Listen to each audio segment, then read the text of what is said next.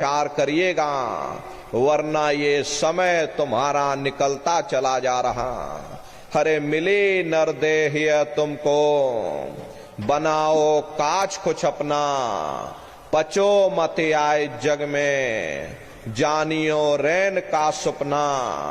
हरे नर नारियों, जैसे रात में हम लोग स्वप्न देखते हैं, हालांकि उस समय पर हमें स्वप्न सच मालूम पड़ता, असली प्रतीत मालूम होता, लेकिन जब हम सुबह उठते हैं, जब हमारी आंखें खुलती हैं, तब हमें होश आता कि नहीं भाई, हम तो स्वप्न देख रहे थे, ये सब भ्रम है।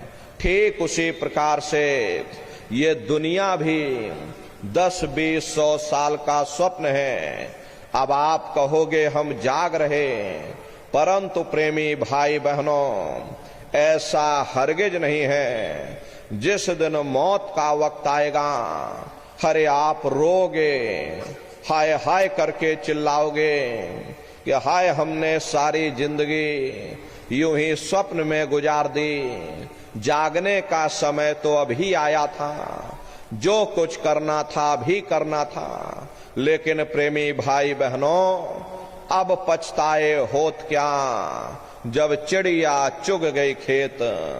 महात्मा प्रेम से जीवों को समझाते हैं कि भाई देह और गृह सब झूठा, भरम में काहे को खपना, ये घर बार हमारा अपना नहीं, हरे पराया देश है, ये सराय खाना है, ये मुसाफिर खाना है, ये शरीर भी तुम्हारा अपना नहीं, ये भी काल का पिंजरा है, किराए का मकान है, पराया मकान है।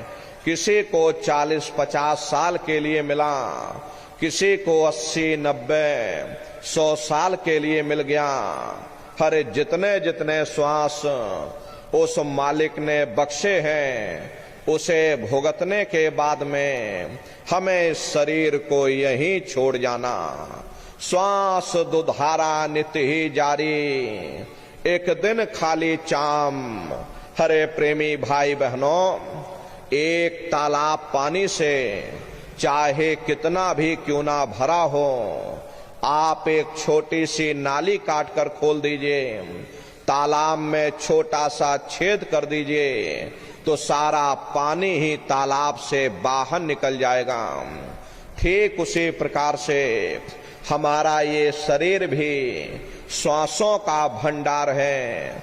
जब तक श्वासों का भंडार जारी है, हम दुनिया के काम काज में फंसे हुए, दुनिया के कारोबार में उलझे हुए, लेकिन जिस वक्त ये श्वासों का भंडार खाली होगा, हरे टेलीफोन खड़क जाएंगे, तार पहुंच जाएंगे, संदेश पहुंच जाएंगे, सब रिश्ते नातेदार, सब कुटुंब परिवार वाले, सब अड़ोस पड़ोस वाले मिनटों सेकंडों में इकट्ठा हो जाएंगे। हरे प्रेमी भाई बहनों, जिस शरीर से तुम इतना प्रेम किया करते थे, उसे कोई एक रात भी घर में रखने को तैयार नहीं होता। कंधों पर लटका करके शमशान भूमि पर छोड़कर आ जाते। हिंदू लोग तिनका तोड़ाते कि जैसे तिनका टूट गया, तेरा मेरा रिश्ता नाता टूट गया। मुसलमान, सिख या ईसाई लोग खाक की मिट्टी कब्र में डाल देते। जो मेरे लिए खाक की मिट्टी है, वह मेरे लिए तू है। हरे प्रेमी भाई बहनों, मामूली कष्ट नहीं होता, मौत के समय में घन घोर पीड़ा होती है। सहजोबाई ने उस पीड़ा को बयान किया कि सहजो मौती आइया, अंगे अंग दिया तोड़, और हिया जरे छाती फटे, उठे पीर घन घोर। गुरु महाराज सत्संग में फरमाते थे कि जैसे 1,00,000 बिच्छू एक साथ मिलकर के हमारे जिस्म पर डंक मारे, उससे भी लाखों करोड़ों गुना ज्यादा मौत के समय में दर्द होता है, जब मृत्यु आती है तो किस तरह से प्राण निकलते, प्राणों के निकलने की क्या प्रक्रिया होती है, जरा उसे भी आप लोग समझ लीजिए। देखो प्रेमी भाई बहनों, जैसे संसार में महाप्रलय आती, महाप्रलय के समय क्या होता, सबसे पहले पूरी पृथ्वी ढह जाती। ये पृथ्वी पानी में घुल करके पानी बन जाती है। मानव सृष्टि की प्रलय एक बड़ी कयामत है और शरीर की प्रलय एक छोटी कयामत है। तो जैसे ही मौत आती, सबसे पहले गुदा चक्र टूटता है, सिमटत भास श्वास उठ जावे और प्राण पति जम सिमट समावे। उस समय हमारी श्वासें रुक जाती, शरीर की चेतना पीछे सिमटने लगती। तो सबसे पहले गुदा चक्र ही टूटता है, क्योंकि गुदा चक्र में पृथ्वी का वास होता। गुदा चक्र टूट करके ऊपर इंद्रिय चक्र में समा जाता। इंद्रिय चक्र में जल का वास होता, यानी जल ने पृथ्वी को घोल दिया। फिर जब इंद्रिय चक्र टूटेगा तो ऊपर नाभि चक्र में समा जाएगा। नाभि चक्र में अग्नि का वास होता, यानी अग्नि ने फिर जल को सुखा दिया। ये नीचे से सिमटाव होता है, नीचे से ऊपर की ओर सिमटाव होता। फिर जब ये नाभि चक्र टूटेगा तो हृदय चक्र में समा जाएगा। हृदय चक्र में वायु का वास होता, यानी वायु ने अग्नि को अपने में समाहित कर लिया और इस तरह से वायु आकाश में उड़ गई। जब यह कर्म कलाई उपजावे और बुद्धि सुरत की आन दबावे, जब यह जीवात्मा पांचों तत्वों को लांग करके जल पृथ्वी अग्नि वायु आकाश पांचों तत्वों को लांग करके ऊपर आती है, तो काल दाढ़ में आन दबानी और जब ढर के नैनन से पानी, जब काल अपनी दाढ़ में दबाता उस समय नेत्रों से पानी निकलता। इंद्रियां टूट टूट करके चकनाचूर हो जाती। सब रिश्ते नातेदार खड़े रह जाएंगे। डॉक्टर वैद्य हकीम सब आपको घेरे रह जाएंगे, लेकिन आप अपनी पीड़ा को अपने दुख को उस समय किसी से बयान नहीं कर पाओगे। सिर्फ आपके नेत्रों से अश्रु टपकेंगे। हर यमदूत आते हैं, प्राणों की डोरी को तोड़ देते और जीवात्मा को खींच करके इस शरीर से बाहर कर दिया जाता। और जैसे ही जीवात्मा शरीर से अलग हुई, ये शरीर मिट्टी हो जाता। फिर इस मिट्टी को एक रात अपने घर में कोई रखने को तैयार नहीं होता। आपके कितने भी सगे संबंधी क्यों ना हो, खास नात रिश्तेदार क्यों ना हो, लेकिन एक रात कोई घर में मट्टी रखने के लिए तैयार नहीं होते। कहते भाई जल्दी करो जल्दी करो, अब इनकी शक्ल देखने में हमको डर लग रहा, जल्दी से बाजार से कफन खरीद के लाओ, जल्दी से लकड़ियां खरीद के लाओ, जल्दी से चिता तैयार करो, इनको घर में से जल्दी से उठा ले जाओ, वहीं शमशान भूमि पर जला देना। ये जो घर में इनके कपड़े लत्ते पड़े हुए, हर इनके कपड़े लत्ते भी उठा ले जाओ, वहीं शमशान भूमि पर जला देना। जिस बिस्तर पर ये लेटे रहे, ये बिस्तर भी अशुद्ध हो गया। अब इनकी छुई हुई चीज हमको घर में एक नहीं चाहिए, इसलिए इनका बिस्तर भी उठा ले जाओ, वहीं शमशान भूमि पर जला देना। लेकिन उसने कोई सोने की अंगूठी पहनी होगी, उसे धीरे से उतार कर जेब में रख लोगे, बस वही एक अशुद्ध नहीं होगा और बाकी सब अशुद्ध हो जाएगा। हरे महात्मा कहते हैं कि भाई कुटुंब परिवार मतलब काम, बिना धन पास नहीं जाए। ये रिश्ते नातेदार, ये कुटुंब परिवार वाले, ये सब स्वार्थ के संगी साथी। हरे नर नारियों, आज तुम्हारी जेब में पैसा है तो सब जैसे तैसे तुमसे रिश्तेदारियां कायम कर लेंगे। आज जेब खाली हो जाए तो बेटा बाप को बाप कहने के लिए तैयार नहीं होता। आप रोज कचहरियों में मुकदमों का हाल देखते हो।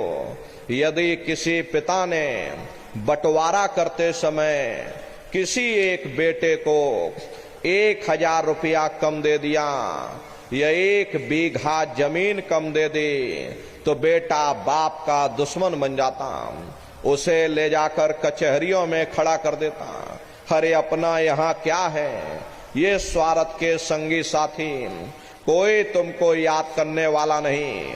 13 दिन बाद 13वीं मना दोगे, लड्डू पूड़ी पकवान बना करके खिला दोगे, फिर जाने वाले को कोई याद नहीं करता।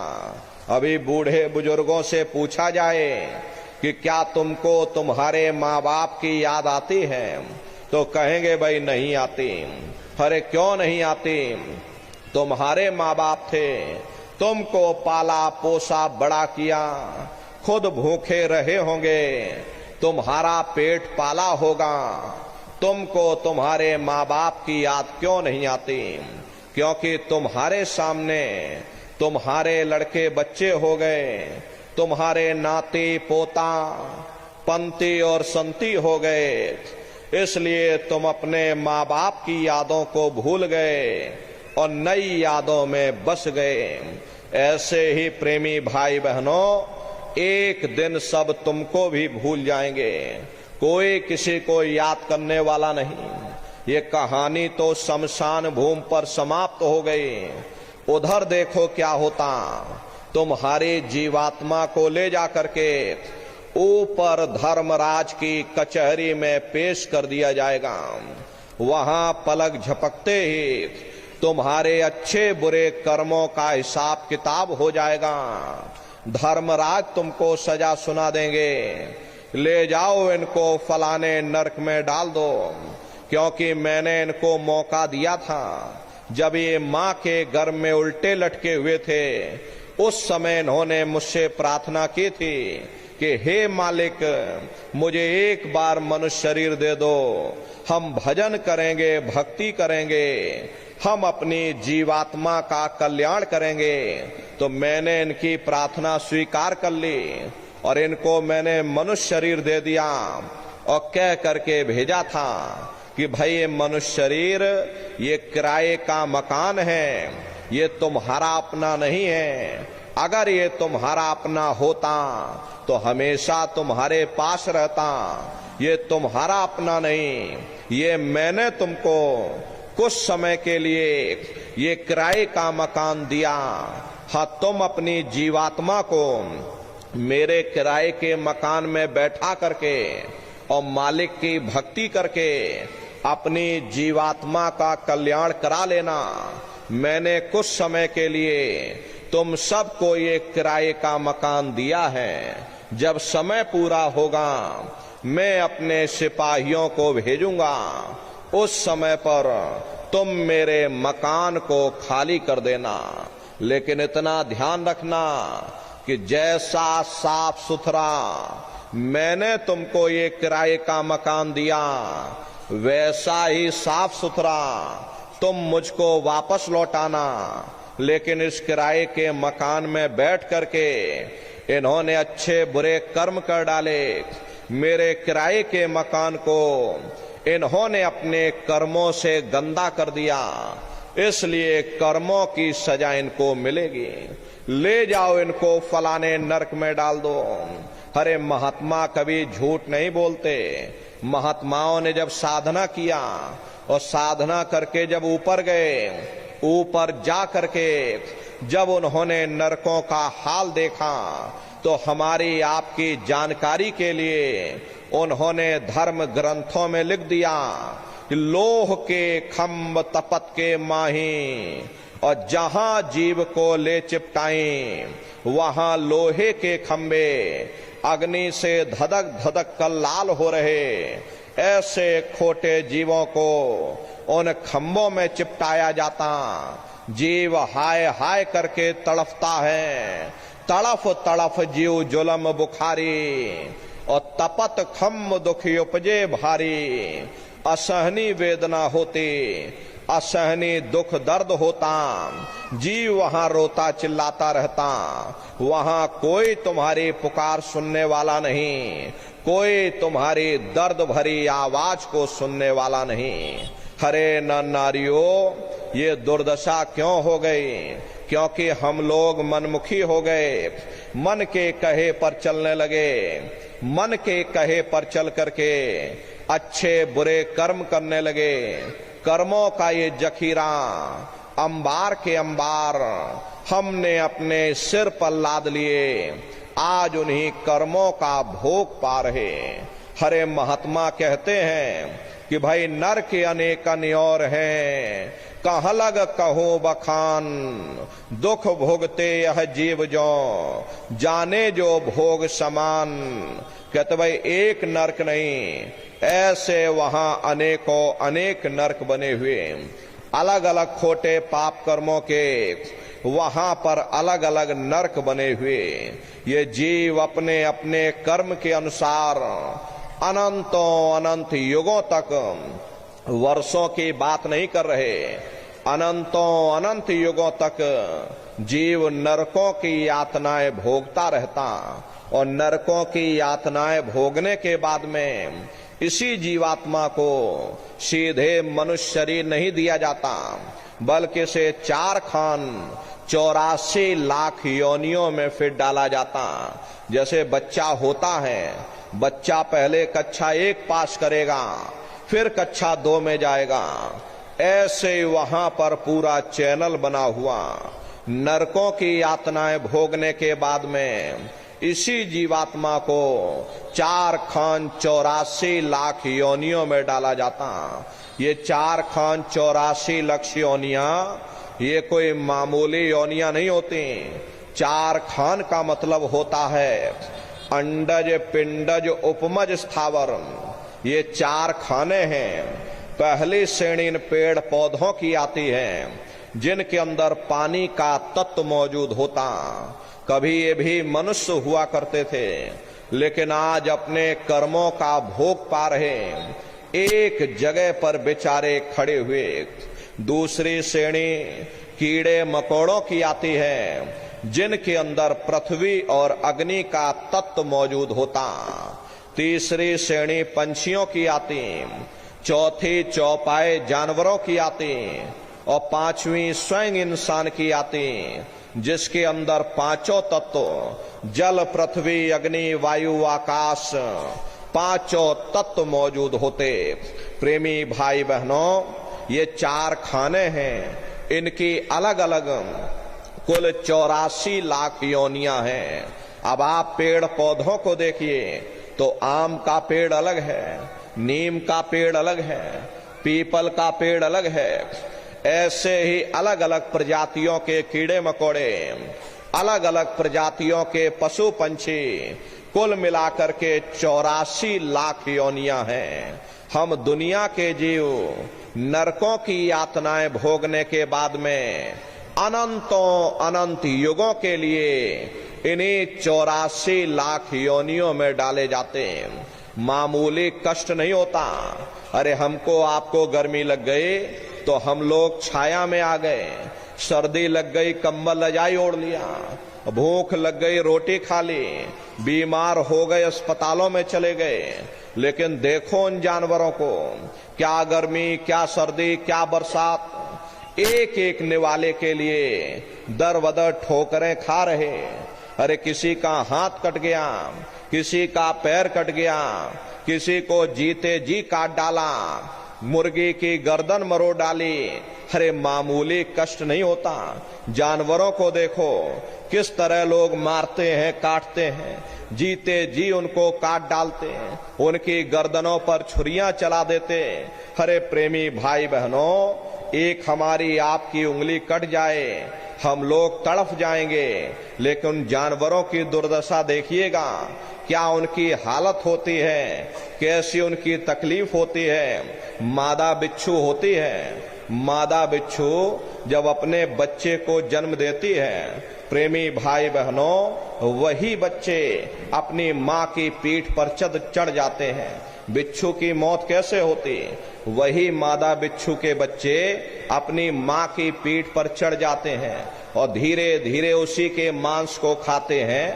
तड़प तड़प करके प्रेमी भाई बहनों, वो बिच्छू अपना मौत तड़प तड़प के अपनी जान देती है। उस समय मामूली कष्ट नहीं होता। ऐसे न जाने कितने जानवर हैं, कितने कीड़े मकोड़े हैं, कितने जीव हमसे टकरा करके मर जाते हैं, कितने जीव हमारे पैरों से रुंध करके मर जाते हैं, कितने जीव हमारे श्वास लेने से मर जाते हैं। बीमार बैलों की दुर्दशा देखो, मुंह से फसूकर निकलता रहता, लेकिन टनों बोझा उनके ऊपर डाल दिया जाता, डंडा मार मार करके चलाया जाता। क्या उनको दर्द नहीं होता? अरे उनको भी दर्द होता, उनको भी तकलीफ होती, लेकिन वे बेचारे बेजुबान हैं, कुछ बोल नहीं पाते, कुछ बता नहीं पाते। हम लोगों के अंदर जुबान है, हम लोग बोल बता देते, वे सिर्फ रोते और चिल्लाते रहते। अरे कौन उनकी पुकार सुनने वाला, कौन उनकी दर्द भरी आवाज को सुनने वाला, कौन सी अदालत में जाकर के वे बेचारे दरवाजा खटखटाएं, कौन मजिस्ट्रेट उनकी फरियाद को सुनेगा। हरे प्रेमी भाई बहनों, कोई सुनने वाला नहीं। हरे कई जन्म भय कीट पतंगा, कई जन्म भय मीन कुरंगा, कई जन्म पंखी सरफोयो, कई जन्म हैवर वृक्ष जोयो, मिल जगदीश मिलन के वरिया और चिरंकार यह देश सजरिया।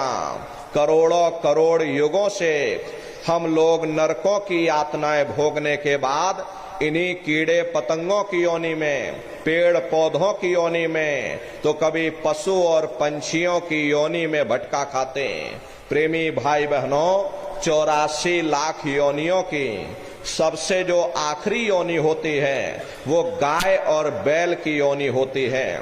गाय स्त्री का रूप लेती है, बैल पुरुष का रूप लेते। ये 84 लाख योनियों की सबसे आखिरी योनि यानी कि अंतिम पायदान होता है। इसीलिए हमारे धर्म शास्त्रों में गाय और बैल को काटना निषेध किया गया, क्योंकि गाय और बैल न जाने कितने युगों से नरकों की यातनाएं भोगने के बाद, 84 लाख योनियों में भटकने के बाद तब इनको गाय और बैल की योनि में डाला जाता। इसके बाद इनको मनुष्य शरीर मिलना होता। लेकिन यदि गाय बैल को हम बीच में मार देंगे या काट देंगे, मान लो गाय बैल की उम्र 10 साल की है और 5 साल की उम्र में हमने किसी गाय या बैल को मार दिया, तो बाकी बचे हुए 5 साल ये प्रेत योनि में भटका खाएंगे। 5 साल प्रेत योनि में भटकने के बाद फिर जब इनको मनुष्य शरीर मिलेगा, ये बच्चे पैदा होंगे, तो यही बच्चे चिड़चिड़े स्वभाव के पैदा होंगे। इसीलिए हमारे धर्म शास्त्रों में गाय और बैल को काटना निषेध किया गया। तो ये गाय और बैल की योनि ये 84 लाख योनियों की सबसे आखिरी योनि यानी कि अंतिम पायदान है। उसके बाद तब जाकर के हम लोगों को दोबारा फिर से मनुष्य शरीर प्राप्त होगा। इसीलिए कहा गया कि बड़े भाग्य मानुष तन पाया, कोटि जन्म जब भटका खाया, बड़े ही सौभाग्य से हम लोगों को ये मानव तन मिला। बड़े से बड़े देवी देवता भी इस मानव तन को पाने के लिए तरसते हैं, क्योंकि इन 84 लाख योनियों से, उन नरकों से निकलने का केवल एक ही दरवाजा है, वह केवल मनुष्य का शरीर है। इसी मनुष्य रूपी मंदिर में बैठ करके हम उस मालिक की भक्ति कर सकते हैं। इसीलिए संतों महात्माओं ने इस पंच भौतिक शरीर को सच्चा हरि मंदिर कहकर याद किया कि हरि मंदिर यह शरीर है, ज्ञान रतन प्रगट होए, ये असली हरि मंदिर है। जब भी वो मालिक मिलेगा इसे हरि मंदिर के अंदर मिलेगा।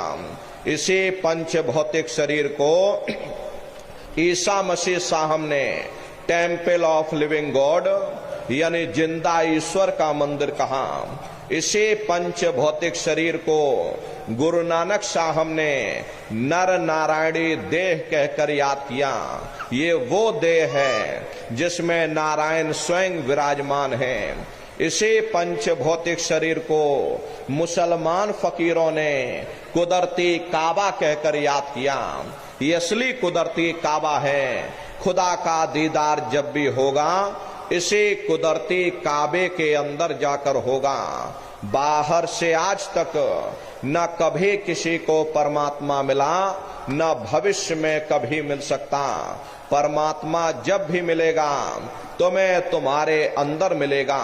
यही कबीर साहब ने लिखा कि जो तिल माही तेल है, जो चकमक में आग, और तेरा साईं तुझ में, और जाग सके तो जाग। जिस तरह तिल में तेल होता, पत्थर में अग्नि होती, ठीक उसी तरह से वो मालिक हरेक के घट घट में, हरेक के वजूद के अंदर बैठा हुआ। यही आपके धर्म पुस्तकों में भी लिखा कि अरे मोको का धूड़े रे बंदे, मैं तो तेरे पास में, और ना तीरथ में ना मूरत में, मैं तो हूं विश्वास में। ना मैं तीरथ में मिलूंगा, ना मैं मूरत में मिलूंगा, न अन्य किसी कर्म कांड में मिलूंगा। मैं जब भी मिलूंगा तो मैं तुम्हारे अंदर मिलूंगा। अब सवाल ये उठता है कि आखिर इस हरि मंदिर के अंदर जाकर के हम उस परमात्मा को कैसे प्राप्त करेंगे। इसके लिए संतों महात्माओं ने केवल 3 साधन बताए। साधन 3 सारे वर्णे, और साधन सब थोथे मान। इस कलयुग में उस मालिक को पाने के लिए संतों महात्माओं ने केवल 3 साधना बताई। पहला है सुमरन, दूसरा है ध्यान, और तीसरा है भजन। सुमरन कहते उस मालिक को याद करना, ध्यान कहते हैं दृष्टि को एकाग्र करना, और भजन कहते हैं कान में उंगली डाल करके उस शब्द को सुनना, उस नाम को सुनना, उस आवाज को सुनना जो मालिक के घर से आवाज आ रही। प्रेमी भाई बहनों, ये सुरत शब्द नाम योग की साधना है। जितने भी महात्मा धरती पर आए, सबसे पहले कबीर साहब आए। कबीर साहब ने सुरत शब्द नाम योग की साधना जारी की। उसके बाद गुरु नानक साहब आए। गुरु नानक साहब ने भी सुरत शब्द नाम योग की साधना जारी की। उसके बाद और भी महात्मा आए, कबीर, नानक, दादू दरिया, भीखा रविदास, पलटू जगजीवन, गोस्वामी जी महाराज, जिन्होंने रामचरित्र मानस बनाई, उन्होंने भी सुरत शब्द नाम योग की साधना जारी की। अरे आपके राजस्थान की धरती पर मीराबाई हुई, सहजोबाई हुई, उन्होंने भी उस मालिक को पाया, सुरत शब्द नाम योग की साधना करके पाया। प्रेमी भाई बहनों, ये सुरत शब्द नाम योग की साधना है। इस साधना की 3 क्रियाएं हैं। पहला सुमरन, दूसरा ध्यान, और तीसरा है भजन।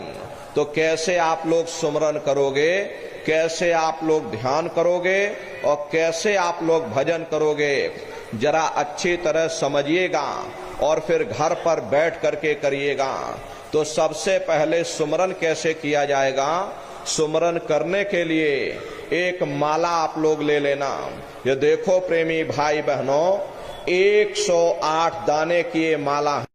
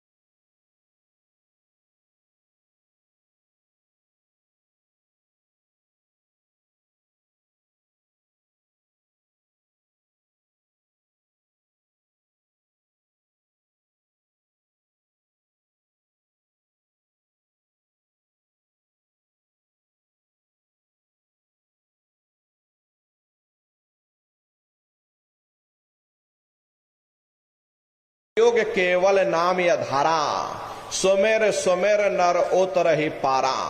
कलयुग में केवल नाम का आधार है, वो नाम तुम्हारे अंदर दिन और रात धुनकारे दे रहा। तो उसी घंटे संग की आवाज को महात्माओं ने शब्द या नाम कहा, उसी को मुसलमान फकीरों ने कलमा कहा, उसी को ईसा मसीह साहब ने वर्ड या लागश कहकर याद किया, उसी को गुरु नानक साहब ने अनहद वाणी कहकर याद किया। चीन में जो महात्मा हुए उन्होंने इसको ताओ कहकर याद किया, और हिंदू महात्माओं ने इसे देववाणी आकाशवाणी कहकर याद किया। उन अलग अलग महात्माओं ने अपनी अपनी भाषा में हम लोगों को समझाने की कोशिश की कि भाई वो घंटे संग की आवाज तुम्हारे सबके अंदर गूंज रही, वो आपको सुनाई पड़ेगी। लेकिन शुरुआती समय में आपको ऐसा मालूम पड़ेगा कि कहीं बड़ी दूर पर घंटियां बज रही, टन टन टन, लेकिन सुनाई हरेक को पड़ेगी। प्रेमी भाई बहनों, जब घंटे संग की आवाज आपको सुनाई पड़ने लग जाए तब आप सीटी की आवाज को छोड़ देना और घंटे संग की आवाज को पकड़ लेना, उसको आप सुनने लग जाना। जब आप उसको सुनने लग जाओगे तो वो आवाज धीरे धीरे बढ़ना शुरू होगी, और बढ़ते बढ़ते इस कदर बढ़ेगी कि आपके रोम रोम में घंटे और शंख की आवाज गूंजने लग जाएगी। अरे बड़ी घनघोर आवाज होती है, बड़ी मधुर वो आवाज होती। ये जो दुनिया के संगीत आप सुनते हो, ये बाहर जो दुनिया के गाने सुनते हो, उस रूहानी संगीत के सामने ये दुनिया के संगीत कुछ नहीं है। जब आप उस रूहानी संगीत को सुनोगे, इतना भारी आनंद आपके ऊपर छा जाएगा, इतनी खुशी आपको होगी, ऐसा नशा आपके ऊपर चढ़ जाएगा, इतना आप उस आवाज में खो जाओगे कि आप सारी दुनिया को ही भूल जाओगे। हरे प्रेमी भाई बहनों, शंकर भगवान को वही नशा चढ़ा था। शंकर भगवान कोई गांजा भांग नहीं पीते थे। ये तो हमने आपने शंकर भगवान को बदनाम कर दिया कि शंकर भगवान गांजा भांग पीते थे, चलो हम भी गांजा भांग पिएंगे। लेकिन ऐ नर नारियों, शंकर भगवान ने कभी गांजा भांग नहीं पिया। शंकर भगवान जिस नशे में लीन रहते थे वो नाम का नशा था, वो ध्यान का नशा था, वो भक्ति का नशा था। जब आप उस आवाज को सुनोगे तो आपको भी वो नशा चढ़ जाएगा, क्योंकि उस आवाज में चुंबक है। जब आप उस आवाज को सुनोगे तो वो आवाज आपको अपनी ओर खींचेगी, और जब खिंचाव होगा तो जीवात्मा का फैला हुआ प्रकाश 9 द्वारों से सिमटने लगेगा। अब ये 9 द्वार कौन कौन से हैं? देखो प्रेमी भाई बहनों, अच्छी तरह समझने की कोशिश करिएगा। ये बहुत बड़ा विज्ञान है। दुनिया का विज्ञान जब समाप्त हो जाएगा तो ये विज्ञान प्रारंभ होगा। तो 9 दरवाजे कौन कौन से हैं? 2 आंख, 2 कान, 2 नाक के सुराख, 1 मुंह और 2 मलमूत्र का रास्ता, ये शरीर के 9 दरवाजे हैं। सबसे पहला दरवाजा गुदा चक्र आता है। गुदा चक्र में गणेश जी वास करते हैं। गणेश जी वहां के मालिक हैं। ये 4 दल का कवल है। यहाँ पर पृथ्वी तत्व पाया जाता, उसके ऊपर इंद्री चक्र आता। इंद्री चक्र में ब्रह्मा जी वास करते। ये 6 दल का कवल है। यहाँ पर जल तत्व पाया जाता, उसके ऊपर ये नाभि चक्र आता। नाभि चक्र में विष्णु जी वास करते। ये 8 दल का कवल है। यहाँ पर अग्नि तत्व पाया जाता, उसके ऊपर ये हृदय चक्र आता। हृदय चक्र में शिव जी वास करते। ये 12 दल का कवल है। यहाँ पर वायु तत्व पाया जाता। हरे वास तो वो ऊपरी मंडलों में करते हैं, लेकिन उनका प्रकाश, उनकी किरणें इन चक्रों पर पड़ती हैं। उसी के ऊपर एक कंठ चक्र आता है। यहाँ पर आद्या महाशक्ति की किरणें पड़ती। ये 16 दल का कवल है। और आप सबसे ऊपर, तुम्हारी जीवात्मा सबसे ऊपर दोनों आंखों के मध्य भाग में बैठी है। जहां पर देवियां बिंदी लगाती हैं और पुरुष जहां टीका लगाते। ये बिंदी और टीका यहाँ पर इसीलिए लगाया जाता क्योंकि यहाँ जीवात्मा बैठी है, उसका श्रृंगार किया जाता। तो ये 10वां द्वार है जहां पर तुम्हारी जीवात्मा बैठी हुई। इसी 10वें दरवाजे पर बैठ करके तुम्हारी जीवात्मा अपने प्रकाश को 9 दरवाजों में फैलाती है, जिससे आपका शरीर चलता, आपके हाथ आपके पैर चलते हैं। जब आप भजन करोगे और घंटे शंख की आवाज को सुनोगे तो उस आवाज में चुंबक है, वो आवाज आपको अपनी ओर खींचेगी। और जब खिंचाव होगा तो जीवात्मा का फैला हुआ प्रकाश 9 दरवाजों से सिमट करके यही 10वें दरवाजे पर इकट्ठा हो जाएगा। और जैसे ही पूरा प्रकाश सिमट करके यहाँ इकट्ठा हुआ, तुरंत शब्द जीवात्मा को खींच करके इस शरीर से बाहर कर देगा। फिर आप अपनी आंखों से देखिएगा कि हमारा शरीर ये है, हम ये खड़े। आप अपने शरीर से अलग हो जाओगे। जैसे चिड़िया होती है, चिड़िया घोंसले से निकल करके आसमानों की उड़ान भरती है, शाम को फिर अपने घोंसले में आ जाती। ऐसे ही तुम्हारी जीवात्मा इस शरीर रूपी घोंसले से निकल करके ब्रह्मांडों की सैर करेगी, देवी देवताओं के दर्शन करेगी और घूम करके फिर अपने शरीर रूपी घोंसले में वापस चली आएगी। हरे प्रेमी भाई बहनों, ये ब्रह्मा विष्णु महादेव जिनकी सारी दुनिया पूजा करती है, आप सभी लोग ब्रह्मा विष्णु महादेव की पूजा करते हो, लेकिन कभी आपने विचार नहीं किया भाई जिनकी हम पूजा कर रहे आखिर ये कौन हैं, ये कहां पर रहते हैं, ये क्या काम करते हैं, हर इनके माँ बाप कौन हैं। तो जरा संक्षिप्त में आप लोग समझिएगा कि किन किन मंडलों को पार करते हुए तुम्हारी ये जीवात्मा अपने 5वें मंडल पर यानी कि सचखंड में पहुंचेगी। प्रेमी भाई बहनों, जब आप भजन करोगे और घंटे शंख की आवाज को पकड़ करके शरीर रूपी घोंसले से जब बाहर निकल जाओगे तो उसी घंटे शंख की आवाज को पकड़कर यही जीवात्मा फिर ब्रह्मांडों की चढ़ाई करती है। पलक झपकते यह जीवात्मा खरबों जोजन मील ऊपर चली जाती। ये सूरज चांद सितारों को पार करने के बाद सबसे पहले जो आपको लोक मिलेगा उसे महात्माओं ने शिवलोक कहा। शिवलोक तमोगुणी स्थान है, वहां के मालिक शिव जी हैं, वो पार्वती जी के साथ उस लोक में विराजमान हैं। शिव जी का दर्शन करने के बाद फिर जब आप ऊपर चढ़ोगे उसी के ऊपर आपको ब्रह्मा जी का लोक मिलेगा। ब्रह्मा जी का लोक वो रजोगुणी स्थान है, वहां के मालिक ब्रह्मा जी हैं, वो गायत्री सावित्री और सरस्वती के साथ उस लोक में विराजमान हैं। ब्रह्मा जी का दर्शन करने के बाद फिर घंटे शंख की आवाज को पकड़ करके फिर जब आप ऊपर चढ़ोगे उसी के ऊपर आपको विष्णु लोक मिलेगा।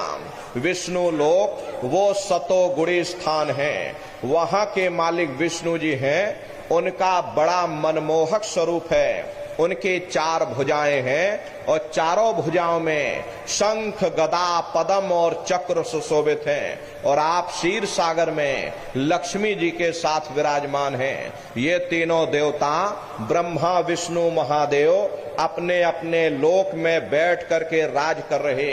एक रचयिता है जो हम जीवों को रचता है, एक पालनहार है जो हम जीवों को पालता है, और एक संहार करता जो जीवों को नष्ट कर देता। एक का काम है घड़े को बनाना, एक का काम है घड़े की सुरक्षा करना, एक का काम है घड़े को फोड़ देना। इनकी जो माता है वो आद्या महाशक्ति है। ब्रह्मा विष्णु महादेव लोक के ऊपर वो आद्या महाशक्ति का लोक आता। उसी लोक को पार करने के बाद सबसे पहला देश पड़ता है, या यूं कह लीजिए कि पहली राजधानी पड़ती है, जिसे महात्माओं ने सहस दल कवल कहा। वो राजधानी है। ये ब्रह्मा विष्णु महादेव के जो लोक हैं उस राजधानी के अंतर्गत आने वाले जिले हैं। जैसे आपके महाराष्ट्र की राजधानी मुंबई है, ये अकोला आपका जिला है। इसी तरह प्रेमी भाई बहनों, वो सहस दल कवल राजधानी है। राजधानी का जो मालिक है वो निरंजन भगवान है।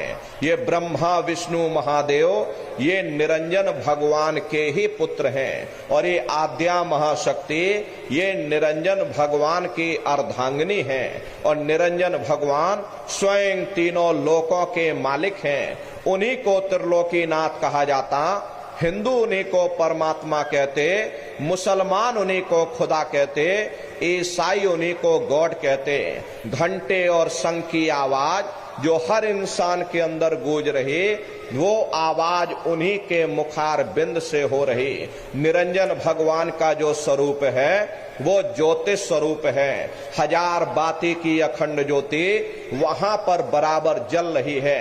हम आप मंदिरों में ज्योत जलाते हैं, इस ज्योत में तेल की जरूरत पड़ती, बाती की जरूरत पड़ती, लेकिन वो अखंड ज्योति ऐसी है जिसमें ना तेल की जरूरत है और ना बाती की जरूरत है। पलटू साहब ने जिक्र किया कि उल्टा कुआ गगन में तिसमें जरे चिराग, तिसमें जरे चिराग, बिना रोगन बिन बाती, और 6 ऋतु 12 मास जरत रहे दिन राती, और सतगुर मिले जो होए ताहि की नजर में आवे, और बिन सतगुर नहीं कोई वाह को दर्शावे। वो अखंड ज्योति ऐसी है जिससे पूरा ब्रह्मांड प्रकाशवान हो रहा। जितनी भी अवतारी शक्तियां आई, राम आए, राम को वहीं से नीचे उतारा गया। इसीलिए उस देश को अयोध्या नगरी भी कहा जाता। और जितने देवी देवता ब्रह्मा विष्णु महादेव आदि की उत्पत्ति वहीं से हुई। वहां के धनी का दर्शन करने के बाद फिर तुम्हारी जीवात्मा दूसरे मंडल के शब्द को पकड़ करके दूसरे मंडल की चढ़ाई करेगी। श्याम तज श्वेत को गहना, सुरत को तान धुन सुनना, और बंक के द्वार धस बैठो, और त्रिकुटी जाय कर लेना। उसी के ऊपर दूसरा देश आता जिसे महात्माओं ने त्रिकुटी देश कहा। वहां के जो मालिक हैं वो ब्रह्म हैं। वहीं से मन और माया की उत्पत्ति हुई। वहीं से 3 गुण, रजोगुण तमोगुण सतोगुण, तीनों गुणों की उत्पत्ति वहीं से हुई। ये जो आपके वेद हैं, वेदों को सारी दुनिया पढ़ती है, वेदों की भी उत्पत्ति उसी स्थान से हुई है। अरे महात्मा कहते हैं कि त्रिकुटी महल में विद्या सारा, घन हर गरजे बजे नगारा, लाल वरन सूरज उजियारा। वहां पर 2 धुने, बादलों की गर्जन और मृदंग की आवाज उस लोक में गूंजती रहती है। जैसे पहले स्थान पर निरंजन भगवान के देश में घंटे और शंख की आवाज गूंजती, ऐसे ही दूसरे मंडल पर यानी कि ब्रह्म के देश में बादलों की गर्जन और मृदंग वहां पर बजता रहता। ओम का जाप बराबर वहां होता रहता है। ब्रह्म का जो स्वरूप है लाल वरन सूरज उजियारा, ये सूरज कुछ नहीं है। ऐसे लाखों लाख सूर्य इकट्ठे करोगे तो वहां का एक सूर्य बनेगा। प्रेमी भाई बहनों, ब्रह्म का जो स्वरूप है वो सुबह के लाल सूर्य के समान है। इसीलिए वहां का पूरा ब्रह्मांड लाल है। जहां तक आपकी निगाह जाएगी ब्रह्म देश में चारों तरफ आपको लाल ही लाल नजर आएगा। महात्मा जब साधना करके वहां पहुंचे तभी महात्माओं ने लिख दिया कि लाली मेरे लाल की, जित देखूं त लाल, और लाली देखन में गई मैं भी हो गई लाल। वो पूरा ब्रह्मांड ही लाल है। जितने साधक वहां पहुंच जाते हैं उन सभी को योगेश्वर कहा जाता है। जैसे व्यास जी हुए, वशिष्ठ जी हुए, वाल्मीकि जी हुए, इन सब की पहुंच वहीं तक थी। इसीलिए कहा गया कि वाल्मीकि भय ब्रह्म समाना। जब इनकी जीवात्मा वहां पहुंची और जब इन्होंने ब्रह्म का दर्शन किया तो इनका स्वरूप भी ब्रह्म के समान यानी कि ब्रह्म स्वरूप हो गया। जितने साधक वहां पहुंच जाते हैं उन सभी को योगेश्वर कहा जाता। योगेश्वर भगवान श्री कृष्ण उसी देश में वास करते हैं। ये जो ब्रह्म देश है वो श्री कृष्ण भगवान का ही देश है और श्री कृष्ण भगवान वहीं पर रहते हैं। ये बाहर की जन्माष्टमी नहीं है जो आप लोग मनाते हो। महात्माओं ने कहा था भाई सही मायने में तुम जन्माष्टमी कब मनाओगे? जब तुम्हारे जीवात्मा 5 तत्व जल पृथ्वी अग्नि वायु आकाश और 3 गुणों रजोगुण तमोगुण सतोगुण 5 तत्व और 3 गुणों से परे होकर के ब्रह्म देश में पहुंच करके जब कृष्ण भगवान का दर्शन कर लोगे तब सही मायने में जन्म अष्टमी मनाई जाएगी। वहां कृष्ण भगवान का दर्शन करने के बाद फिर तुम्हारी ये जीवात्मा तीसरे मंडल के शब्द को पकड़ करके तीसरे मंडल की चढ़ाई करती है। आगे पहुंची सुन झंकार ररंकार धुनि सुनी पुकार, आगे श्वेत शून्य है भाई मान सरोवर पैठ नहाई। उसी के ऊपर तीसरा देश आता जिसे महात्माओं ने शून्य देश कहा। उसी को रारंग देश कहते हैं। उसी को अक्षर और नेति कहा जाता। वहां के जो मालिक हैं वो रारंग पुरुष यानी कि पार ब्रह्म पुरुष हैं। वहां किंगरी और सारंगी 2 धुनें उस लोक में गूंजती रहती हैं और पार ब्रह्म पुरुष का जो स्वरूप है वो पूर्णमासी के चंद्रमा के समान बड़ा ही मनमोहक स्वरूप है। इसी स्थान पर प्रेमी भाई बहनों एक बहुत बड़ा अमृत का सरोवर बना जिसे महात्माओं ने मान सरोवर कहा। जब तुम्हारी ये जीवात्मा उस मान सरोवर में स्नान कर लेगी तो जन्म जन्मांतरों के मैले पाप कर्म साफ हो जाएंगे। अरे यहाँ के पानी से तुम्हारे कर्मों की सफाई नहीं होने वाली। ये बाहर का पानी तुम्हारे शरीर के मैल को धो सकता है, लेकिन जो पापों का मैल है, जो अंतःकरण में गंदगी जमा, वो जब साफ होगी जब आप तीसरे मंडल पर पहुंच करके उस गंगा में डुबकी लगाओगे। उसमें स्नान करने के बाद ये जीवात्मा हंस रूप हो जाती है। हंसन मिले हंसा हो जाई, मिले जो अमी हारा है। जीवात्मा का खुद का प्रकाश उस अमृत के सरोवर में स्नान करने के बाद 16 सूर्य के बराबर हो जाता। तब फिर यही जीवात्मा चौथे मंडल के शब्द को पकड़ करके चौथे मंडल की चढ़ाई करती है। 2 पर्वत के संग निहारो भवर गुफाते संत पुकारो। 2 पर्वतों को पार करने के बाद वो बड़ा सुंदर देश आता जिसे महात्माओं ने भवर गुफा कहा। वहां के जो मालिक हैं वो सोहंग पुरुष हैं। वहां बंसी यानी मुरली की मधुर ध्वनियां सदा उस लोक में उच्चारण होती रहती और सोहंग पुरुष का जो स्वरूप है वो दोपहर के सूर्य के समान महाप्रकाशवान स्वरूप है। स्वरूप में अंतर है। पहले स्थान पर निरंजन भगवान का जो स्वरूप था वो ज्योतिष स्वरूप था। दूसरे स्थान पर ब्रह्म का जो स्वरूप है वो सुबह के लाल सूर्य के समान है। तीसरे स्थान पर पार ब्रह्म का जो स्वरूप है वो पूर्णमासी के चंद्रमा के समान है। और चौथे स्थान पर सोहंग पुरुष का जो स्वरूप है वो दोपहर के सूर्य के समान महाप्रकाशवान स्वरूप है। वहां के धनी का दर्शन करने के बाद ताके परे धाम सतनामा और बीन बजे सतलोक ठिकाना। सोहंग देश के ऊपर वो 5वां देश आता जिसे महात्माओं ने सचखंड देश कहा। वो सचखंड देश अजर अमर अविनाशी सदा एक रस रहने वाला देश है। वहां न काल है न कर्म है, न दुख है न संताप है, न पुण्य है न पाप है। जो जीवात्माएं वहां पहुंच जाती हमेशा के लिए जन्म मरण के बंधनों से आजाद हो जाती। वहां के जो मालिक हैं वो सतपुरुष भगवान हैं जिनके रोम रोम में खरबों खरब सूरज चांद सितारे प्रकाशवान। वही हमारे आपके सच्चे मालिक हैं, वही हमारे आपके सच्चे पिता हैं। अरे हमको आपको वहीं से नीचे उतारा गया। फिर शब्द को पकड़ करके शब्द शब्द पौड़ी पर चढ़कर और पहुंचो सचखंड सतनाम। शब्द की सीढ़ी हर मंजिल पर लगा रखी।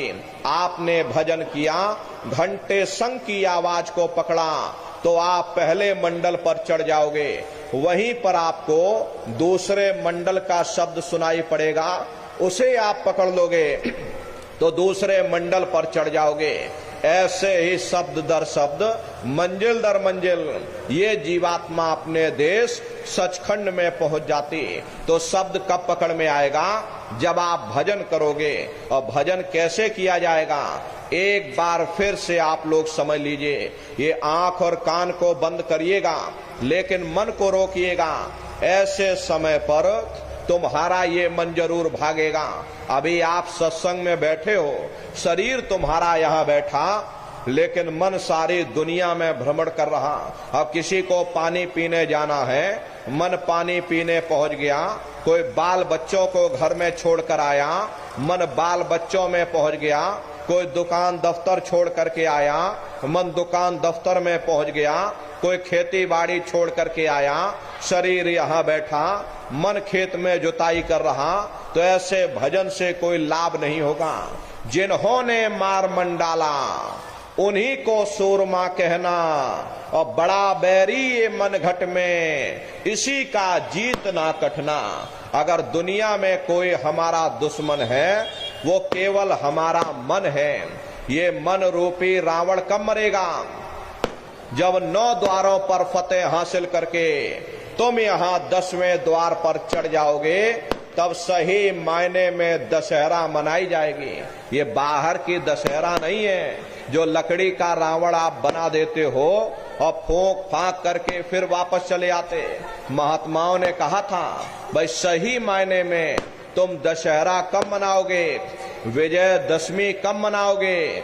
जब 9 द्वारों पर फतेह हासिल करके तुम यहाँ 10वें द्वार पर चढ़ जाओगे, तब सही मायने में विजयदशमी मनाई जाएगी। तब ये मन रूपी रावण तुम्हारा मरेगा। तब तुम्हारी जीवात्मा, हरेसी जीवात्मा को महात्माओं ने राम भी कहा। अरे आपकी धर्म पुस्तकों में लिखा है, एक राम दशरथ का बेटा, एक राम घट घट में लेटा, एक राम का सकल पसारा, एक राम है सबसे न्यारा। एक वो राम है जो अयोध्या के वासी हैं, और एक राम घट घट में लेटे, यानी हमारी आपकी जीवात्मा जो हर एक के अंदर मौजूद है। महात्माओं ने कहा भाई एक वो राम है, और एक राम का सकल पसारा, यानी पहले स्थान के मालिक वो निरंजन भगवान, जिनको दुनिया त्रिलोकीनाथ कहती है, जिनका ये पूरा पसारा, पूरा संसार है। महात्माओं ने कहा भाई एक वो राम है, और एक राम है सबसे न्यारा। 5वें स्थान के मालिक वो सतपुरुष भगवान जो हमारे आपके सच्चे पिता हैं। महात्माओं ने कहा भाई एक वो राम है। तो महात्मा तो उस राम की महिमा गाते। मोटी बात आप लोग पकड़िए कि भजन कैसे करोगे। तो ये आंख और कान को बंद कर लेना, ऊंचा ध्यान दे करके सुनिएगा। सीटी जैसी आवाज शुरू में आपको सुनाई पड़ेगी, उसको पकड़ लेना, सुनते रहना, सुनते सुनते उसी में लीन हो जाओ। जब आप उसमें लीन हो जाओगे तो कुछ समय बाद में दोबारा आपको अनुभव होगा कि कहीं बड़ी दूर से एक महीन आवाज, घंटे और शंख की आवाज हमारे कानों में गूंज रही। जब घंटे शंख की आवाज आपको सुनाई पड़ने लग जाए, तब आप सीटी की आवाज को छोड़ देना और घंटे शंख की आवाज को पकड़ लेना। एक बार प्रेमी भाई बहनों, आप उस आवाज को पकड़ लो, फिर वो आवाज आपको नहीं छोड़ेगी, खींच करके शरीर से बाहर कर देगी। तो रोज आना, रोज जाना, रोज ब्रह्मांडों की सैर करना, रोज देवी देवताओं के दर्शन करना, रोज आसमानों की उड़ान भरना, रोज राम के दर्शन करना और रोज कृष्ण के दर्शन करना। तो ये सुमरन, ध्यान और भजन, ये 3 क्रियाएं आपको बताई गई। रास्ता बिल्कुल सच्चा है, आप करोगे आपको अनुभव होगा, दिखाई भी देगा और सुनाई भी पड़ेगा।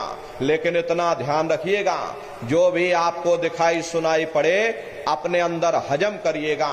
जितना हजम कर ले जाओगे उतना रास्ता खुलता चला जाएगा। तो सुमरन, ध्यान और भजन नित्य नियम से आप लोग करिएगा। नागा नहीं होना चाहिए। अरे शरीर को आप भोजन देते हो, सुबह दोपहर शाम खाते रहते, लेकिन कभी आपने विचार नहीं किया ये जीवात्मा जो जन्म जन्मांतरों से भूखी प्यासी बैठी, कभी आपने इसको भोजन नहीं दिया। अरे इसका भोजन शब्द है, इसका भोजन नाम है। अपना ये नियम बनाओ कि पहले हम अपनी जीवात्मा को भोजन देंगे, फिर अपने शरीर को भोजन देंगे। अगर ये नियम आपका बन गया तो आपका लोक भी बन जाएगा और परलोक भी बन जाएगा।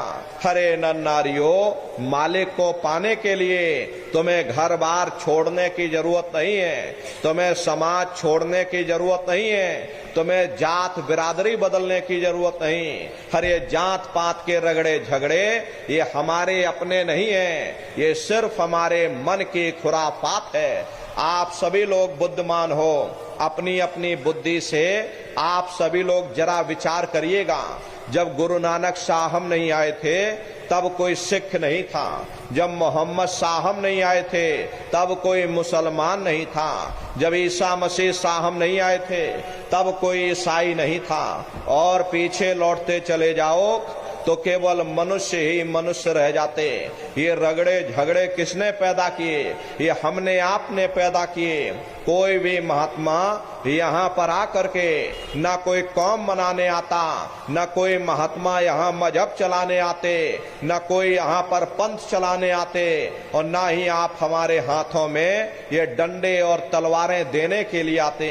अरे आप तो सच्चा मार्ग, सनातन मार्ग समझाने के लिए इस धरा भूमि पर शरीर रूप में अवतरित होते हैं। इसीलिए महात्मा कहते हैं, भाई जाति पाति पूछे नहीं कोई, हरि का भजे सो हरि का हुई। लोग यहाँ जात पात बनाते बनाते मर गए, लेकिन ऐ नारियों, जब तुम्हारी ये जीवात्मा इस मनुष्य रूपी चोले को छोड़ करके ऊपर धर्मराज की कचहरी में पहुंचेगी, वहां न तुमसे ये पूछा जाएगा कि तुम किस जाति के हो, तुम किस कौम के हो, तुम किस मजहब के हो, तुम हिंदू हो या मुसलमान हो, तुम हिंदुस्तान से आए हो या तुम पाकिस्तान से आए हो। अरे वहां तुम्हारे कर्म देखे जाएंगे, भक्ति भाव देखा जाएगा, मालिक से मिलने का प्रेम और प्यार देखा जाएगा। इसीलिए महात्मा कहते हैं, भाई मालिक को पाने के लिए तुम्हें जात बिरादरी बदलने की जरूरत नहीं है, तुम्हें समाज छोड़ने की जरूरत नहीं है, तुम्हें बाल बच्चे छोड़ने की जरूरत नहीं है, तुम्हें जंगलों पहाड़ों में भटकने की जरूरत नहीं है, तुम्हें साधु सन्यासी और बाबा बनने की जरूरत नहीं। अरे भाई तुम अपने अपने घर परिवार में रहो, अपने अपने बाल बच्चों के साथ रहो, मेहनत और ईमानदारी से काम करो, और 24 घंटे में घंटा 2 घंटा अपनी जीवात्मा के कल्याण के लिए सुरत शब्द नाम की कमाई यानी कि सुमरन, ध्यान और भजन करिएगा। हरे नर नारियों, यही दौलत तुम्हारे काम आएगी, बाकी सब यही पड़ा रह जाएगा। सुई की एक नोक भी तुम्हारे साथ में जाने वाली नहीं है। अरे बड़े बड़े राजे महाराजे आए, सारी जिंदगी उन्होंने ये किला बनाते बनाते गुजार दिया। आज उनके किलों को जाकर देखो, आज खंडहर बने पड़े हुए हैं। विश्व विजेता सिकंदर सारी दुनिया पर राज करने का ख्वाब देखता था, वो भी मुट्ठी खोल करके चला गया। कोई क्या साथ लेकर जाएगा? जो चीज तुम्हारे साथ में जाने वाली वो केवल मालिक की भक्ति है। इसलिए प्रेमी भाई बहनों, वो दौलत कमा लो जो अंत समय में तुम्हारे काम आवे, वरना ये समय तुम्हारा निकलता चला जा रहा। ये श्वासों की पूंजी दिन प्रतिदिन कम होती चली जा रही। हम लोग कहते हैं कि भाई हमारी उम्र बढ़ रही, अरे आपकी उम्र बढ़ नहीं रही, आपकी उम्र दिन प्रतिदिन घटती चली जा रही। ये चंद श्वासों की पूंजी जो लेकर के आप बैठे हो, ये दिन प्रतिदिन कम होती चली जा रही। एक समय ऐसा आएगा ये बुलबुला तुम्हारा फूट जाएगा, फिर ना जाने तुमको दोबारा मनुष्य शरीर मिले ना मिले, अरे भटकते रह जाओगे युगों युगों के लिए नरकों और चौरासियों में। इसलिए प्रेमी भाई बहनों, अहो भाग्य है आपका, आपको ये मनुष्य शरीर मिल गया। इस मनुष्य रूपी मंदिर में बैठ करके वो आत्म धन कमा लो, वो रूहानी खजाना कमा लो, जिससे तुम्हारी जीवात्मा का कल्याण हो जावे। तो सुमरन, ध्यान और भजन नित्य नियम से आप लोग करिएगा, और सभी लोग शाकाहारी रहना, क्योंकि हमारे गुरु महाराज ने शाकाहार पर विशेष जोर दिया। गुरु महाराज हमारे कहते थे कि बच्चा तुम लोग शाकाहारी रहना, शाकाहार का प्रचार करते रहना, इसी से देश और दुनिया में भारी परिवर्तन होगा। हरे नर नारियों, परिवर्तन कोई कानून बनाने से नहीं होता, परिवर्तन कोई आंदोलन करने से नहीं होता, परिवर्तन कोई तोड़ फोड़ करने से नहीं होता।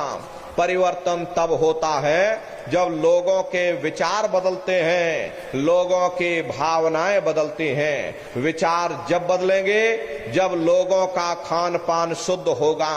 देशी कहावत है, जैसा खाए अन्न वैसा होए मन। जब इंसान पशुव्रती भोजन करेगा तो उसकी बुद्धि स्वतः ही पशुओं जैसी हो जाएगी, सोच विचार उसका चिंतन स्वतः ही पशुओं जैसा हो जाएगा। फिर जिस शराब के नशे में माँ बहन बेटे की पहचान खत्म हो जाए, उस शराब को पी करके यह कैसे पता चलेगा कि क्या अच्छा और क्या बुरा है। यही कारण है कि आज घर समाज में दुनिया भर के अत्याचार और दुनिया भर के व्यभिचार फैले हुए हैं। हरे नर नारियों, हम लोग मंदिर बनवाते हैं, उन मंदिरों में नहा धो करके जाते, कहते भाई परमात्मा के रहने की जगह है, हमको नहा धो करके जाना चाहिए, फूल अगरबत्ती ले जाना चाहिए। कोई उन मंदिरों में कूड़ा कचड़ा नहीं डालता। अगर कूड़ा कचड़ा डालोगे तो आपस में लाठियां चल जाएंगी। फिर ये जो हरि मंदिर है, ये पंच भौतिक शरीर जिसे महात्माओं ने हरि मंदिर कहा, हर इसमें तुम हाड़ मांस के लोथड़े डालते हो, इसमें तुम शराब के कतरे डालते हो। अपने बनाए हुए ईंट गारे के मंदिर की कद्र करोगे और परमात्मा के बनाए हुए इस हरि मंदिर को तुमने जीते जी कब्रिस्तान बना दिया तो सख्त सजा मिलेगी। हरे महात्माओं ने लिखा है कि तिल भर मच्छी खाई के कोट गौ दे दान और काशी करवट जा मरे निश्चय नरक निदान। यदि तिल भर भी मच्छी खा करके फिर चाहे कोटान कोट गौओं का दान करो और काशी में जा करके मत्था रगड़ते रगड़ते अपनी पूरी जिंदगी वहां पर गुजार दो, फिर भी तुमको तुम्हारे गुनाहों की सजा मिलेगी। कोई बच नहीं सकता, क्योंकि ये कर्म भूमि है। यहाँ तुम जैसा कर्म करोगे वैसा ही फल तुमको मिलेगा। देखिए, इस कर्म भूमि पर कृष्ण भगवान तक नहीं बच पाए। उस समय बाली को छिप करके बाण मारा, वही बाली कृष्ण अवतार में बहेलिया बन के आ गया। कृष्ण भगवान के पैरों में पद्म चमकता था। हिरण की आंख समझ करके बहेलिये ने निशाना मार दिया, और जब पास में आकर के देखा कृष्ण भगवान थे, अफसोस करने लगे। लेकिन कृष्ण भगवान ने उसको समझाया कि इसमें तुम्हारा कोई दोष नहीं। उस समय हमने तुमको मारा, आज तुमने हमको मार दिया, हमारा तुम्हारा अदला बदला पूरा हो गया। कर्म प्रधान विश्व रच राखा, जो जस करे सो तस फल चाखा। ये कर्मों का ऐसा देश है, यहाँ तुम जैसे बीज बोगे वैसे ही फसल काटोगे। इसलिए प्रेमी भाई बहनों, आप सभी लोग शाकाहारी रहिएगा। शाकाहार का प्रचार अपने अपने क्षेत्रों में करते रहना।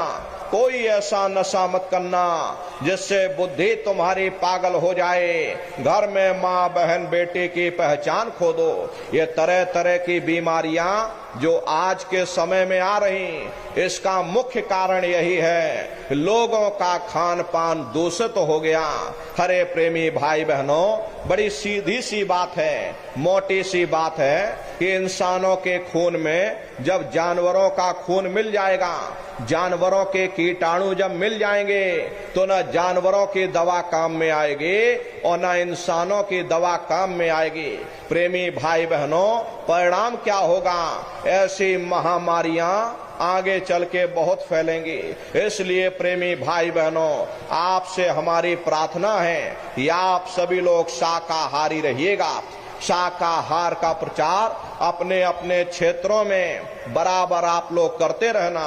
हरे धर्म का प्रचार है। हरे नर नारियों, सतयुग कैसे आएगा? राम राज कैसे आएगा? राम राज कोई भाषण देने से नहीं आने वाला।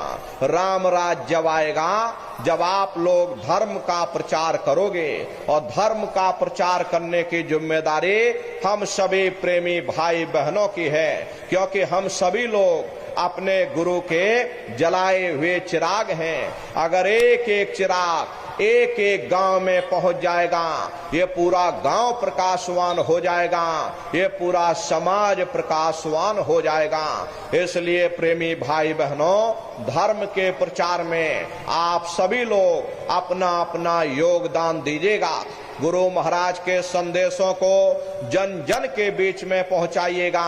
गुरु महाराज कह करके गए कि बच्चा, गांव गांव में तुम भजन केंद्र की स्थापना करो, गांव गांव के लोग भजन करने लग जाएं, गांव गांव में सत्संग होने लग जाए, गांव गांव के लोग शाकाहारी हो जाएं, गांव गांव के लोग सदाचारी बन जाएं, आंखों में माँ बहन बेटी की पहचान कायम हो जाए। जब हमारा गांव बदल जाएगा, ये पूरा समाज बदल जाएगा, निश्चय ही कलयुग में सतयुग आ जाएगा। इसलिए प्रेमी भाई बहनों, धर्म के प्रचार में आप सभी लोग अपना अपना योगदान दीजिएगा। और देखो प्रेमी भाई बहनों, हमारे गुरु महाराज ने एक अच्छे समाज के निर्माण के लिए, चरित्र उत्थान के लिए, लोगों को शाकाहारी और सदाचारी बनाने के लिए 116 वर्ष की आयु तक अथक मेहनत और परिश्रम किया। गुरु महाराज ने अपने गुरु की याद में मथुरा आश्रम पर इतना विशाल मंदिर बनवाया। हमारे गुरु महाराज कहते थे कि बच्चा, मंदिर का जीता जागता देवता वहां पर बैठ करके बरकत बांट रहा। अरे आप लोग आइए, वहां कोई रुपया पैसा नहीं चढ़ाया जाता, कोई चंदा चुटकी नहीं। अरे आप लोग आए, मंदिर के देवता के सामने अपनी एक बुराई को चढ़ा दीजिए। वहां पर बुराई चढ़ाई जाती है कि हम आज से मांस मछली नहीं खाएंगे, हम आज से अंडा शराब का सेवन नहीं करेंगे, हम आज से झूठ नहीं बोलेंगे, हम आज से किसी को धोखा नहीं देंगे। आप अपनी एक बुराई चढ़ा दो, आपकी एक मनोकामना पूरी होगी। ऐसा वरदानी मंदिर गुरु महाराज ने अपने गुरु की याद में मथुरा आश्रम पर बनवाया। मथुरा आश्रम पर आप लोग पधारिएगा। देखिए, होली का कार्यक्रम 7, 8, 9 मार्च 3 दिवसीय होली का कार्यक्रम मथुरा आश्रम पर मनाया जाएगा। आप सभी प्रेमी भाई बहन मथुरा आश्रम पर पधारिएगा। वो हमारा आपका गुरुद्वारा है।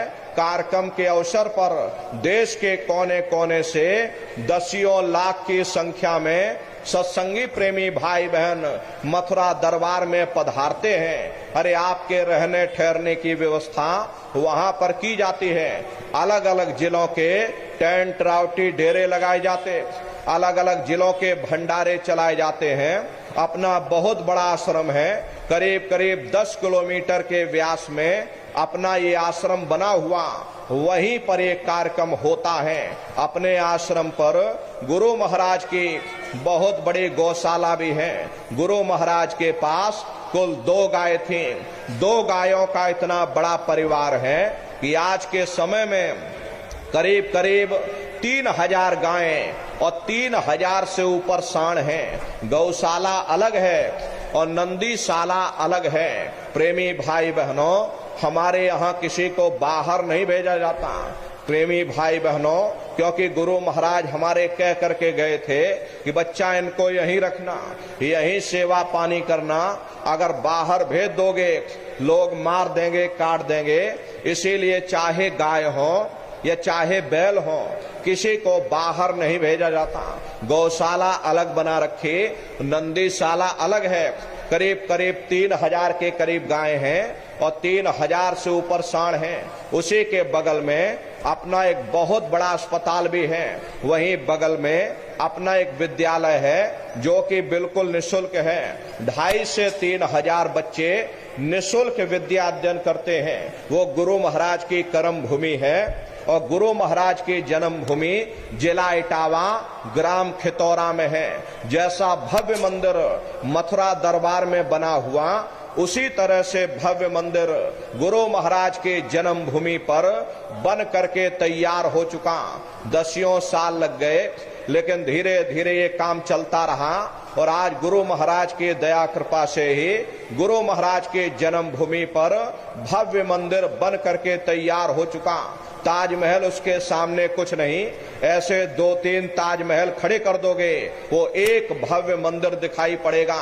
पूरा संगमरमर से बना हुआ भव्य मंदिर है। वहां प्रेमी भाई बहनों, करीब करीब 2000 बीघे में अपना वो आश्रम बना हुआ। आप लोग पधारिएगा। गुरु महाराज की कर्म भूमि और गुरु महाराज की जन्म भूमि का दर्शन दीदार लाभ प्राप्त करिएगा। तो होली का कार्यक्रम, आप सभी प्रेमी भाई बहन होली के कार्यक्रम में सब परिवार सादर आमंत्रित हैं। आप लोग पधारिएगा और अपने अपने बच्चों को भी बराबर आप सभी लोग लाते ले जाते रहिएगा। प्रेमी भाई बहनों, हम लोग ये सोचने लगते हैं कि अरे बच्चों को क्या करेंगे ले जाकर, ये बच्चे छोटे हैं, इनको घर में रहने दो, इनको पढ़ाई लिखाई करने दो। अभी इनकी पढ़ाई लिखाई की उम्र है। ये सत्संग सुनना, ये भजन पूजा पाठ करना, ये तो हम लोगों का काम है। इन बच्चों को पढ़ाई लिखाई करने दो, ये हमारी आपकी गलत धारणा है। हरे प्रेमी भाई बहनों, पढ़ाई लिखाई जरूरी है। हम ये बात मानते हैं कि आज के भौतिक युग में शिक्षा बहुत जरूरी है। हमको भी गुरु महाराज ने पढ़ाया लिखाया। हम भी पहले 10वीं किए और 10वीं के बाद फिर हमने 12वीं किया और 12वीं के बाद फिर हमने BA किया और BA करने के बाद फिर हमने LLB किया। LLB करके वकील बने। गुरु महाराज ने हमको भी पढ़ाया लिखाया, लेकिन पढ़ाई लिखाई के साथ साथ अच्छे संस्कार भी जरूरी है। और संस्कार कोई MA BA की डिग्री करने से नहीं पढ़ते, संस्कार कोई डिप्लोमा करने से नहीं पढ़ते। अगर MA BA की डिग्री करने से बच्चों के अंदर संस्कार पड़ जाते तो हिंदुस्तान में इतने वृद्धाश्रम ना खोले गए होते। अरे संस्कार पढ़ेंगे महात्माओं के वचनों से, संस्कार पढ़ेंगे सत्संग के माध्यम से। ये बच्चे देश के भविष्य हैं। एक अच्छे समाज के निर्माण के लिए बच्चों के अंदर अच्छे संस्कार डालना ये समय की बहुत बड़ी मांग है। इसलिए प्रेमी भाई बहनों, अपने अपने बच्चों पर विशेष आप लोग ध्यान दीजिएगा। ये बच्चे कच्चे घड़े हैं, इनको आप बचपन से तैयार करिए। इनको अच्छी शिक्षा देना, इनको अच्छे संस्कार देना, खुद भी भजन करना, बच्चों को भी भजन ध्यान सुमरन पर बैठाना, इनको सत्संग में लाते ले जाते रहना, इनको दरबार में लाते ले जाते रहना। हरे प्रेमी भाई बहनों, तुम्हारे बच्चों के अंदर अच्छे संस्कार पड़ जाएंगे। यही बच्चे प्रेमी भाई बहनों बड़े होकर के माँ बाप का नाम रोशन करेंगे, घर और समाज का नाम रोशन करेंगे। इसलिए अपने अपने बच्चों पर विशेष आप लोग ध्यान दीजिएगा। अरे आज के समय में हम लोग अपने बच्चों को स्वतंत्र छोड़ देते हैं, उन पर ध्यान नहीं देते।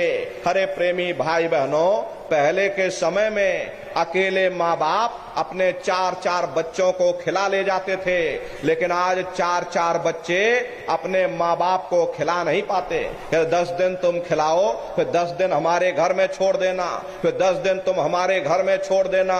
हरे प्रेमी भाई बहनों, ये कहाँ के संस्कार हैं। इसलिए हमारी आपसे प्रार्थना है कि अपने जीवन को सुखमय व्यतीत करना चाहते हो, अपने बुढ़ापे को सुखमय व्यतीत करना चाहते हो, तो अपने बच्चे को बचपन से तैयार करिएगा।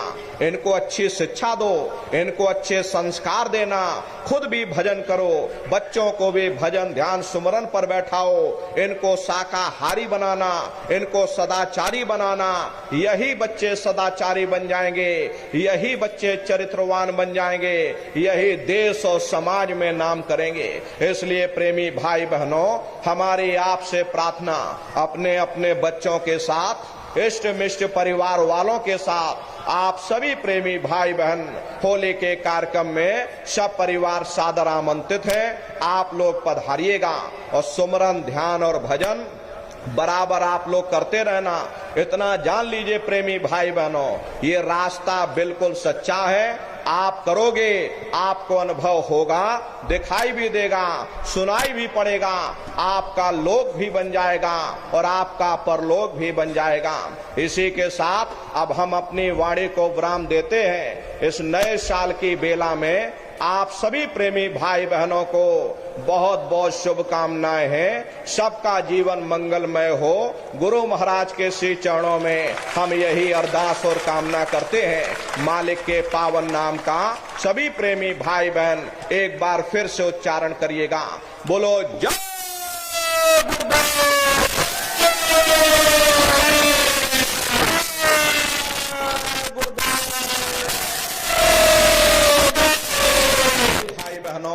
आप लोगों के बीच में ये झोली वाले जाएंगे। जो भी प्रेमी भाई बहन अपनी श्रद्धा से गुरु महाराज की गौओं के लिए दक्षिणा भेंट सेवा देना चाहते हैं, झोली में डाल दीजिएगा। बाकी हम नीचे उतरेंगे, आप लोगों से बारी बारी से मिल भी लेंगे। आप लोग कोई धक्का मुक्की मत करिएगा, बारी बारी से आप लोग आइएगा। सभी लोग खड़े हो जाएं। अब आप सभी लोग खड़े हो जाइए। प्रेमी भाई बहनों, अभी हम नीचे उतर जाएंगे, आप लोगों से बारी बारी से मिल भी लेंगे। आप लोग अपने सिर को बिल्कुल ढक करके आइएगा। सबसे पहले माताएं बहनें आएंगी, उसके बाद भाई लोग आएंगे। बगल में गुरु महाराज की गाड़ी है, चरण पादुका है। दर्शन करते हुए प्रसाद ले करके और सत्संग का प्रसाद ले करके तब आप सभी लोग अपने अपने घरों की तरफ पधारिएगा। मालिक के पावन नाम का सभी प्रेमी भाई बहन एक बार फिर से उच्चारण करिए। बोलो जय गुरुदेव, जय गुरुदेव जी महाराज का कहना है खाने से होगी भलाई, खाने से हुए खराब, जो कर विनय हमारे जी की अर्जी है। जय गुरुदेव जी महाराज का कहना है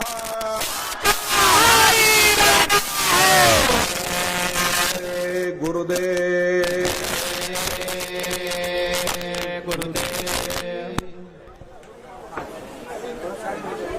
जी जय गुरुदेव। देखो प्रेमी भाई बहनों, अभी पूज्य महाराज जी आपसे मिलने के लिए मंच के नीचे आ रहे हैं। भाई लोग थोड़ा धीरज रखेंगे, बहनें माताएं पहले आएंगी। बहनें माताएं इधर बाईं तरफ से ध्यान दीजिए, आइए। और माताओं बहनों, आप निवेदन स्वीकार करिए, जब महाराज जी का दर्शन करने के लिए आइए तो अपने कपड़े से, धोती या दुपट्टे से अपने सिर को ढक करके आइए। महाराज जी के दर्शन करने के लिए जब आइए तो अपने कपड़े से, अपने दुपट्टे से या साड़ी से अपने सिर को, कानों को गलों को ढक करके आइए, आराम आराम से आइए, आराम आराम से। महाराज जी के आगे